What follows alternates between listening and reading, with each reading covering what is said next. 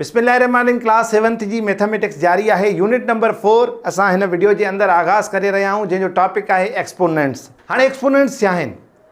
असां जेके आम ज़बान में अलजब्रा अगर तुम बुनियादी तौर पर पढ़ी है तो उनके असां पावर भी चवंदा आहियूं। सो हाँ वधिक इन एक्सपोनेंट्स के इन चैप्टर के पढ़ण लाइ अचो तो स्टार्ट कयूं था पंहिंजी क्लास के। हाँ पहिरियों जो मूँ टॉपिक खयो है वो इन पहिरें पेज ते असांखे लिखियल है हिकिड़ो नंबर, उनके पोइ हिकिड़ो पावर ॾिनल आहे, हिकिड़ो उनजो जवाबु आहे। हाणे असां सभ खां पहिरियां त इन टॉपिक खे सम्झण जी कोशिशि कंदासीं। जेको बि नंबर असांखे मिले जंहिंजे मथां पावर आहे त असां उनखे चवंदा आहियूं बेस। छा चवंदा आहियूं उनखे?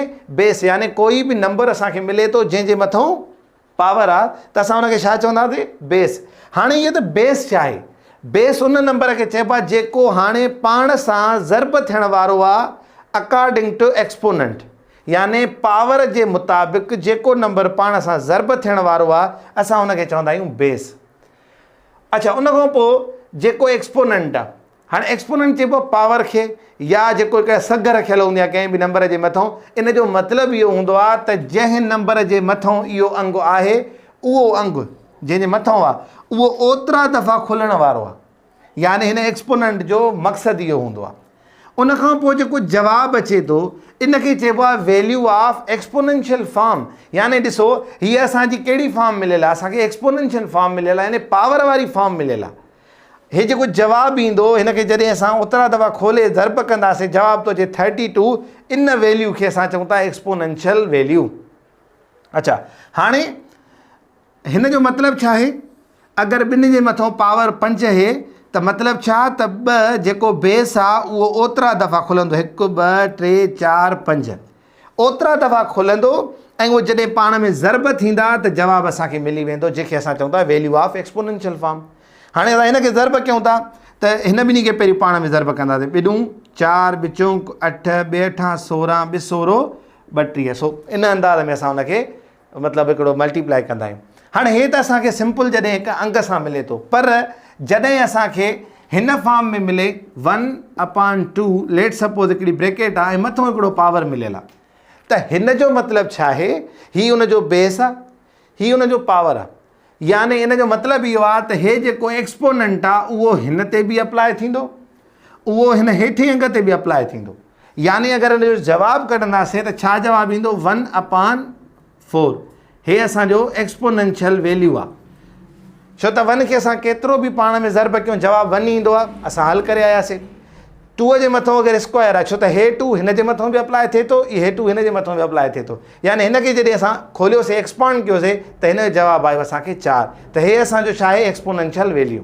हाणे तव्हांजे साम्हूं हिकिड़ी एक्टिविटी ॾिनल आहे हिन किताब में जंहिंखे असां ॾिसंदासीं ऐं हिन एक्सपोनेंशियल फॉर्म खे वधीक डिस्कस कंदासीं। हाणे सीरियल नंबर 1 आहे जंहिंमें एक्सप्रेशन मिलियल आहे 2 पावर 4, जंहिंजो बेस छा आहे 2, एक्सपोनेंट छा आहे 4। यानी असां 2 खे 4 दफ़ा खोले ज़र्ब कंदासीं त वैल्यू असांखे छा मिलंदो? 16 मिलंदो। यानी जेका असां डिस्कस ऑलरेडी करे वियासीं। 5 स्क्वायर या 5 पावर 2, इन में बेस छा आहे 5 ऐं हिन जो एक्सपोनेंट छा आहे 2। ऐं जॾहिं असां हिनखे 5 खे 2 टाइम खोलींदासीं एक्सपांड कंदासीं त हिन जो वैल्यू छा मिलंदो असांखे? 25, जेको तव्हांजे साम्हूं आहे। टियों नंबर भी अपान में मिलियल आहे जेको असां डिस्कस कयोसीं बोर्ड ते 4/7 ऐं उनखे सॼे खे ब्रैकेट जे मथां हिकिड़ो एक्सपोनेंट ॾिनल आहे 3।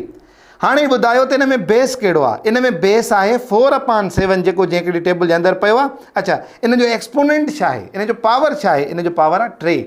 हाणे असां छा कंदासीं? यानी 4 खे बि 3 दफ़ा खोलींदासीं जीअं पान में खुलियल आहे ऐं 7 खे बि 3 दफ़ा खोलींदासीं। जॾहिं 4 खे 3 दफ़ा पाण में ज़र्ब कंदासीं थींदो 64, 7 खे 3 दफ़ा पाण में ज़र्ब कंदासीं थींदा 343। यानी अहिड़े तरीक़े सां असां इन जो वैल्यू बि कढी सघूं था। लास्ट आहे त 2/3 उनखे कंप्लीट यानी ॿिन्ही खे गॾियल तौर ते एक्सपोनेंट ॾिनल आहे 4। यानी हिन में बेस छा आहे 2/3 ऐं हिन जो पावर छा आहे 4। हाणे छा कंदासीं? असां ॿिनि खे 4 दफ़ा जॾहिं खोलींदासीं त जवाबु ईंदो 16, यानी हिन जो वैल्यू आहे। ऐं उन खां पोइ 3 खे जॾहिं 4 दफ़ा खोलींदासीं उनखे पाण में ज़र्ब कंदासीं जवाबु ईंदो 81, जेको हिन जो वैल्यू आहे। यानी हिन जो वैल्यू छा मिलियो असांखे? 16/81। सो हाणे अचूं था तव्हांजे साम्हूं आहे एक्सरसाइज़ 4.1। हाणे 4.1 में असांखे तक़रीबन 4 एक्सरसाइज़ूं ॾिनियूं वयूं आहिनि। उन मां पहिरीं एक्सरसाइज़ छा आहे? एक्सपांड खोलियो find the value of each exponential form. यानी हिकिड़ी जेका असांखे मिसाल दर्जो मिलियल आहे 3 स्क्वायर या 3 स्क्वायर जेके चओ था या 3 एक्सपोनेंट 2 चओ, इनखे मिलियल आहे। इनखे चए थो खोलियो, टे खे कीअं खोलंदासीं? 3 मल्टीप्लाई 3। पोइ छा कयो, इन जो वैल्यू मालूम कयो त 3 3 9, टे टका 9, 9 इन जो वैल्यू आहे। सो इन एक्सरसाइज़ खे सिंपली तव्हां इन तरीक़े सां हल कंदो ऐं इनखे वधीक प्रैक्टिस बि कंदो जीअं तव्हांखे वधीक सम्झ में ॻाल्हि अची वञे। हाणे द नेक्स्ट वन आहे नंबर 2 यानी 4.1 एक्सरसाइज में ॿियो नंबर असांखे क्वेश्चन कहिड़ो मिलियल आहे?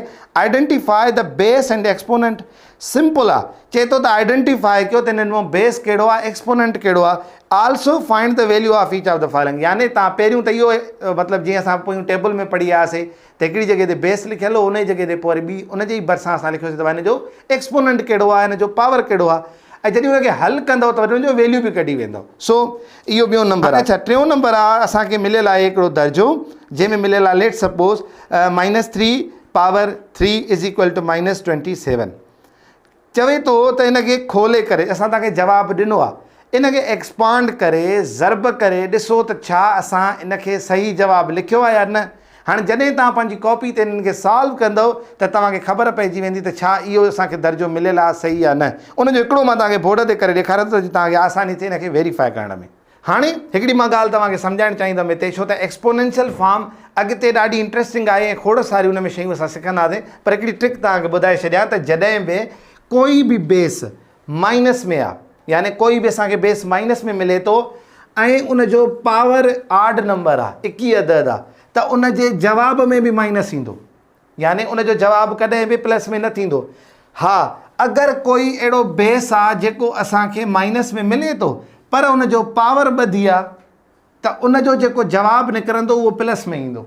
कीअं ॾिसो, अगरि मां हिन खे एक्सपांड कयां थो त -2 मल्टीप्लाई -2 इज़ इक्वल टू यानी माइनस इंटू माइनस प्लस 2 2 4, यानी छा जवाबु आयो असां वटि?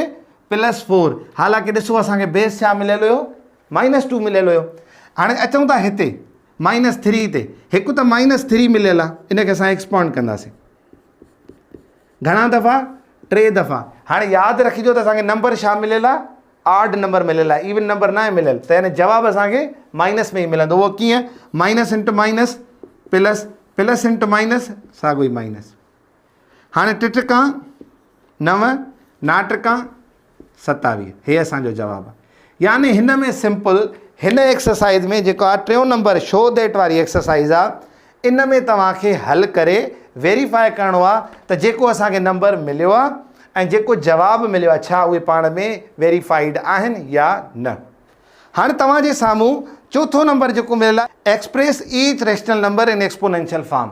हाणे तव्हां हिकिड़ी ॻाल्हि नोट कई हूंदी त असां सॼे क्लास जे अंदरि असां एक्सपोनेंशियल फॉर्म खे त रेशनल नंबर में कन्वर्ट करणु सिखियोसीं, पर अगरि रेशनल नंबर असांखे मिले ऐं उनखे चवनि था त पावर जी सूरत में लिखो, एक्सपोनेंशियल फॉर्म में लिखो, त कीअं लिखंदासीं?